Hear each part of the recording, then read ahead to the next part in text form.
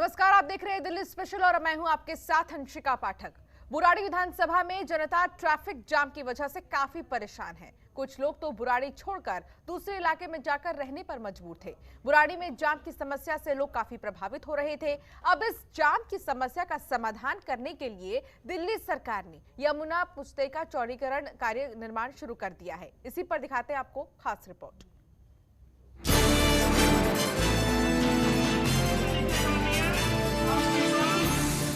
बुराड़ी विधानसभा को जाम मुक्त करने के लिए दिल्ली सरकार ने हिरण की पुलिस चौकी से जगतपुर तक इस पुस्ता रोड का चौड़ीकरण का निर्माण कार्य शुरू करा दिया है, जिसके लिए यहां के स्थानीय विधायक संजीव झा ने नारियल तोड़कर सड़क का शिलान्यास किया। साथ ही कहा कि अब बुराड़ी के लोगों को इस जाम की समस्या से निजात मिलेगी, जिसकी वजह से लोग काफी परेशान थे। ये अभी दोनों काम करने हैं, सड़क को चौड़ा भी करना है, साथ में लाइट भी लगाना है। लगभग 40 करोड़ की ये लागत है, जिससे ये दोनों काम होने हैं। मैं उम्मीद करता हूं कि इस साल में 2021 के अंत तक 2020 में हम लोगों को ये तोहफा दे पाएं, जिसमें सड़क के साथ साथ लाइट का काम तो अभी शुरू हो चुका है। सड़क चौड़ीकरण का काम अभी हम लोग अगले सप्ताह से शुरू कर देंगे, तो इस साल में इस काम कंप्लीट। देखिए 40 फुट की चौड़ाई होगी, तो जाने और आने का एक लेन बना दिया जाएगा। तो कमोबेश, जैसा मैंने कहा कि 4 लाख की कमोबेश पॉपुलेशन है, जिसको इसको फीड करना है हमें। मैं उम्मीद करता हूं कि जो मेजर अभी लगभग 10 लाख की पॉपुलेशन को हमारा 100 फुटा सड़क फीड कर रहा है, तो उससे मैं लोगों को 4 लाख के करीब के लोगों की जो व्हीकल्स हैं उससे वो इधर से जा पाएंगे। लागत क्या रहेगी इसकी? लागत लगभग 40 करोड़ है। 40 करोड़ की लागत से इस पुस्ता रोड का चौड़ीकरण होगा, जिसको बनने में करीब 1 साल का समय लगेगा। ये पुस्ता रोड 40 फुट चौड़ी और करीब 4 फीट ऊंची बनेगी। वहीं सड़क के दोनों तरफ लाइटें लगाई जाएंगी, जिससे इस पुस्ता रोड पर रात के समय भी आने जाने में किसी को कोई समस्या नहीं होगी। लेकिन आने वाले कुछ महीने बुराड़ी के लोगों को काफी समस्या भरे काटने पड़ सकते हैं, क्योंकि संत नगर में बहुत जाम लगता है और वाहन चालक जाम से बचने के लिए ज्यादातर इस यमुना पुस्ते का इस्तेमाल करते हैं। अब इस पुस्ता रोड का काम शुरू हो चुका है। सभा के जितने भी लोग हैं, उनका जो जाम है, जो कम से कम बाईपास से यहाँ तक बुराड़ी तक आने में 1 घंटा लगता है, इससे निजात पाने के लिए हमारे संजीव झा जी ने जो कदम उठाया पुस्तिका नवीकरण, और बहुत अच्छा ये निर्णय है, जिससे हमारे बुराड़ी विधानसभा लोगों की बहुत सहूलियत मिलेगी।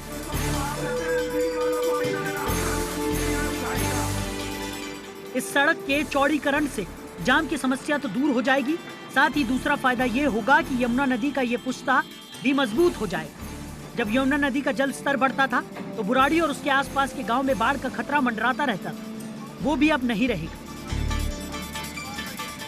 दिल्ली से जनतंत्र टीवी के लिए नसीम अहमद की रिपोर्ट। कृषि कानून को लेकर देश के अलग अलग हिस्से से लोग दिल्ली बॉर्डर पर किसानों का समर्थन करने के लिए पहुंच रहे हैं। ऐसे में पंजाब के भी मलेर कोटला कोट से वकील इकट्ठा होकर सिंघू बॉर्डर पर आए और किसानों के आंदोलन का समर्थन किया। किसानों का समर्थन करते हुए इन वकीलों ने कहा कि दिल्ली के कोर्ट हो या हरियाणा के या फिर किसी और राज्य का, हम किसानों के मुकदमे फ्री में लड़ेंगे और उनकी कानूनी मदद करेंगे। वकीलों का कहना है कि 26 जनवरी में हुए दंगे के बाद से ही बड़ी संख्या में किसानों पर झूठे मुकदमे दर्ज किए जा रहे हैं और नाजायज रूप से किसानों को जेल में बंद किया जा रहा है। ऐसे में किसानों को इंसाफ दिलाने के लिए हम उनके मामले कोर्ट लेकर जाएंगे, जिसके चलते इन वकीलों ने बताया कि वो दिल्ली के अलग अलग कोर्ट के वकीलों के साथ संपर्क में हैं। बताते चले कि वकीलों ने कृषि कानून के खिलाफ अपना विरोध जताते हुए सिंघू बॉर्डर के मुख्य मंच पर आकर किसान आंदोलन का समर्थन किया।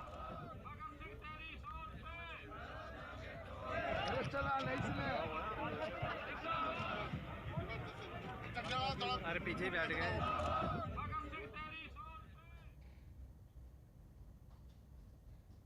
दिल्ली के मुखर्जी नगर में बीजेपी पार्टी ने कार्यकारिणी की बैठक की, जिसमें तमाम बीजेपी के कार्यकर्ता को बुलाया गया और जो बजट पास किया गया उस बजट के बारे में समझाया गया। इसके साथ ही भाजपा पार्टी के तमाम कार्यकर्ता, जिन लोगों को ये बजट समझ में नहीं आया है, उनको समझाने के लिए डोर टू डोर भी जाएंगे और आरडब्ल्यूए के साथ मीटिंग भी करेंगे। इसके साथ ही इस बजट को लेकर बीजेपी प्रवक्ता राहुल त्रिवेदी और निगम पार्षद पूजा मदान ने कहा है कि वित्त मंत्री निर्मला सीतारमण के द्वारा 2021 से 22 2022 के सत्र में केंद्रीय बजट पेश किया गया है, जो जनता के हित के लिए ही बनाया गया है। सुनिए क्या कुछ कहना था। हाँ जी, आज हमारे मुखर्जी मंडल में कार्यकारिणी बैठक थी, विशेष कार्यकारिणी बैठक। वैसे तो हमारी कार्यकारिणी बैठक 2 दिन की होती है, हमारा स्पेशली बजट पर बुलाई गई थी। इसमें हमने लोगों को खुल के समझाया और देखिए हमारी जनता इतनी जागरूक है जो मोदी जी के और हमारे सारे भाषण सुन भी रही है और इस बजट को जानती भी है। और आज हमने प्रॉपरली खोल के अपनी नॉर्मल लैंग्वेज में सुनाया, क्योंकि जो हमारे पास जो पेपर्स आते हैं उसमें एक सरकारी भाषा होती है जिसे समझना थोड़ा सा टफ होता है। तो एक नॉर्मल बात में आपसी चर्चा हुई, जिसमें क्या होता है कि हम अगर मन में कुछ क्वेश्चन भी होंगे तो वो पूछ लेंगे। तो मेरी उम्मीद है कि हमारी पूरी जनता को समझ आएगा और यही जनता जो ये हमारा परिवार है, यही है जब ग्रुपों में बैठेगा, बाहर पान की दुकान पे बैठता है, जब चौराहे पे बैठता है तो बात करता है, घर में बैठता है तो बात करता है, तो बात सब तक पहुंचती है। ये कार्यकारिणी बैठक बहुत ही सफल रही। इसमें हमारे सभी समिति अध्यक्ष, खंड प्रमुख और हमारे सभी प्रमुख कार्यकर्ता मौजूद रहे पूरे समय से। और मुख्य तौर पर हमने इसमें जो हमारी बजट अभी पारित हुआ है उसकी चर्चा की है कि कैसे इसमें प्रधानमंत्री श्री नरेंद्र मोदी जी की दूरगामी जो दृष्टि है और जो उनके सोच समझ है, जो उनकी सर्वस्पर्शी नीति है, उसके तहत ये बजट हम सब के लिए कितना फ्रूटफुल है। देखिए, दिल्ली प्रदेश के तरफ से ये कहा गया है और हम लोगों को बताया गया था कि जो केंद्र सरकार का बजट पेश किया गया है उस बजट के लेकर हम सभी लोगों को एक प्रस्ताव पारित करना है अपनी कार्यकारिणी में और बताना है कि आखिर जो ये बजट आया है और इस कोविड काल के बाद जो बजट आया है वो कितने फायदेमंद है, इसका क्या मायने हैं। और वही चीज़ को लेकर, उसी बातों को लेकर आज मुखर्जी नगर मंडल की कार्यकारिणी की बैठक रखी गई थी। तो वहीं सरिता विहार में श्री राम जन्मभूमि निधि समर्पण अभियान के अंतर्गत जन जागरण यात्रा निकाली गई है। इस रैली का नेतृत्व भाजपा के सरिता विहार मंडल अध्यक्ष पवन पांडे ने किया। इस मौके पर प्रदेश स्वच्छता प्रमुख एस राहुल भी मौजूद रहे। इस अवसर पर एस राहुल ने कहा कि अयोध्या में भगवान श्री राम का भव्य मंदिर बनने का सपना 492 सालों के संघर्ष के बाद आज फलीभूत होने को आया है और हम सभी भाग्यशाली हैं कि हमारे सहयोग से ये भव्य मंदिर बनने जा रहा है। इसलिए सभी को अपनी स्वेच्छा से और सामर्थ्य के अनुसार इसमें सहयोग करना चाहिए। रैली जिन जिन क्षेत्रों से निकाली गई वहां मौजूद लोगों ने इस रैली का उत्साह जोर से स्वागत किया।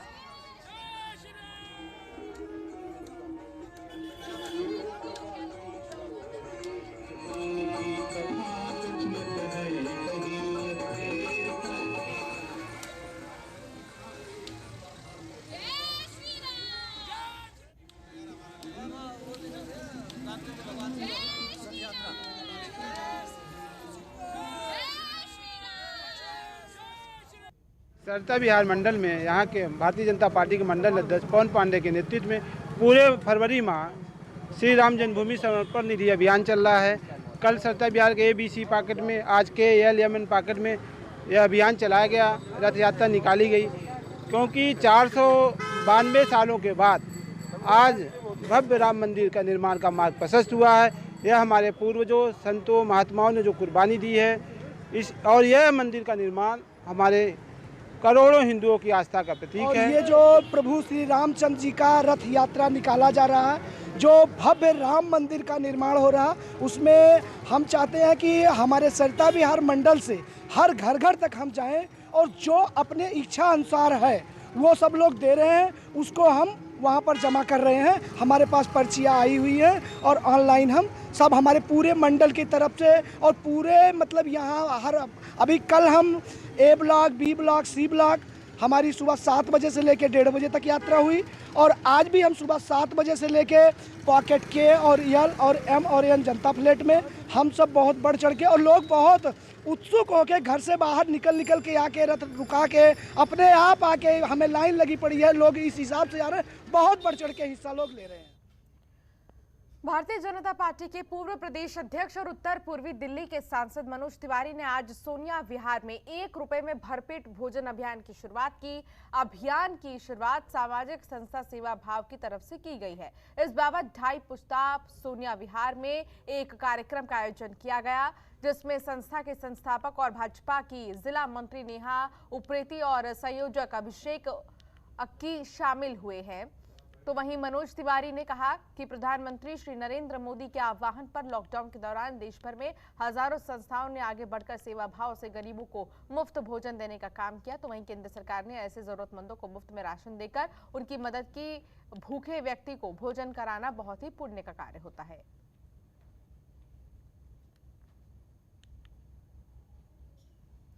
दिल्ली कैंट वार्ड 2 के मदर टेरेसा उच्च स्तर माध्यमिक विद्यालय की नई बिल्डिंग का उद्घाटन हो गया है। वार्ड 2 की पार्षद रचना कादियान और सांसद मीनाक्षी लेखी ने स्कूल का उद्घाटन किया, जिसमें साइंस लैब की व्यवस्था की गई है। इस दौरान सांसद मीनाक्षी लेखी ने कहा कि दिल्ली छावनी के स्कूलों में साइंस लैब नहीं होने से विद्यार्थियों को बहुत दिक्कत आ रही थी, लेकिन अब बच्चों को किसी तरह की दिक्कत का सामना नहीं करना पड़ेगा।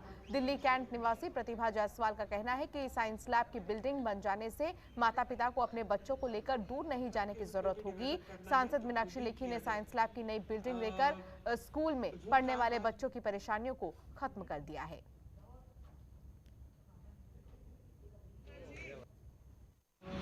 जो काम आज पूरा हुआ तो मैं सबका आभार प्रकट करती हूँ।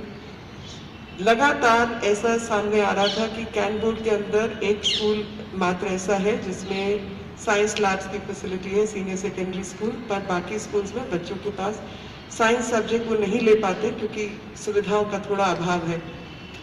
हमारी जो मास्टर ऑफ सेरेमनी मैम ने कहा कि दिल्ली गवर्नमेंट के स्कूल्स में जो है साइंस लैब्स हैं, तो मैं आपको आंकड़ा देना चाहती हूँ कि दिल्ली सरकार के स्कूलों में भी साइंस लैब्स नहीं है, बल्कि बहुत कम स्कूल्स हैं जहाँ पर साइंस सब्जेक्ट को पढ़ाया जाता है और लगातार साइंस की सुविधा नहीं मिल पाती। बल्कि मुझे लगता है कि देश को, अगर किसी भी देश को आगे बढ़ना, जब हम compete करते हैं अन्य देशों के साथ, मैं नाम नहीं लूंगी, लेकिन स्टेम सब्जेक्ट्स जिसको कहा जाता है, साइंस, टेक्नोलॉजी, इलेक्ट्रॉनिक्स, मैथमेटिक्स,